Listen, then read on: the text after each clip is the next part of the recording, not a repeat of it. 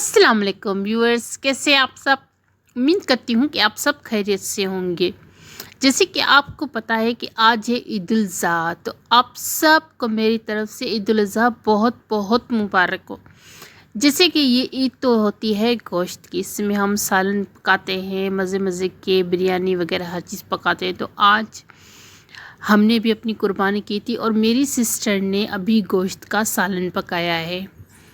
ये बकरे का सालन पकाया है मेरी सिस्टर ने। सुबह भी बेचारी ने सालन पकाया था और अभी शाम के टाइम भी मेरी सिस्टर सालन पका रही है।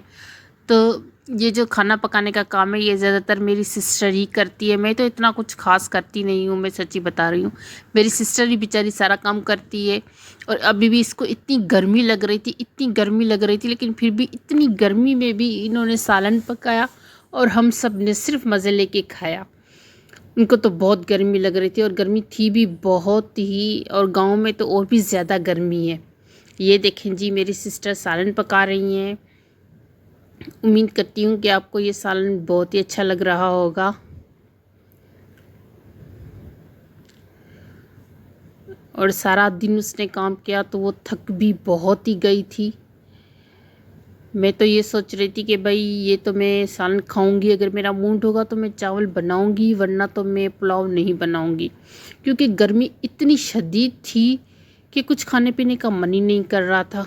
लेकिन अब बकरा ईद पे अब कुछ ना खाएं, अब ऐसा तो हो नहीं सकता ना। तो ज़ाहिर है गोश्त तो हमें खाना ही था। तो बस पहले तो सिस्टर ने जो सालन बनाया था हमने वो गोश्त खाया। उसके बाद मैंने सोचा कि भाई देखते हैं पुलाव बनाना है नहीं बनाना है, क्या करना है वो बाद में सोचेंगे।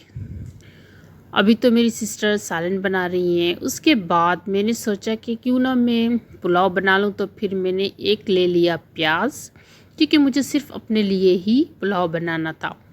एक प्याज ले लिया, एक टमाटर ले लिया, लेकिन फिर बाद में मैंने टमाटर उस पुलाव में नहीं डाला था, क्योंकि मुझे लगा कि अगर मैं सालन डालूँगी तो फिर पुलाव में एक टमाटर डालने की कोई ज़रूरत है नहीं, क्योंकि सालन में ऑलरेडी सारी चीज़ें ही डली हुई हैं। ये देखें जी, ये मैंने काट ली प्याज। आप लोग सोच रहे होंगे मैं कैसे प्याज काटूँ, लेकिन मैं तो ऐसे ही काटती हूँ। मैंने प्याज काटी, प्याज काटने के बाद मैंने चावल ले लिए। चावल की सिर्फ मैंने एक ही कटोरी ली थी, क्योंकि अगर ज़्यादा बनाती तो कुछ ख़ास अच्छे बनते नहीं, इस वजह से मैंने एक ही कटोरी ली थी। और थोड़े से चावल बनाना अच्छे भी होते हैं, तो इस वजह से अब मैंने घी ले लिया। घी में मैंने जो प्याज डाल दी थी। अब मैं इनको हिलाने लगी थी, फिर मैंने मिर्चें डाल दी।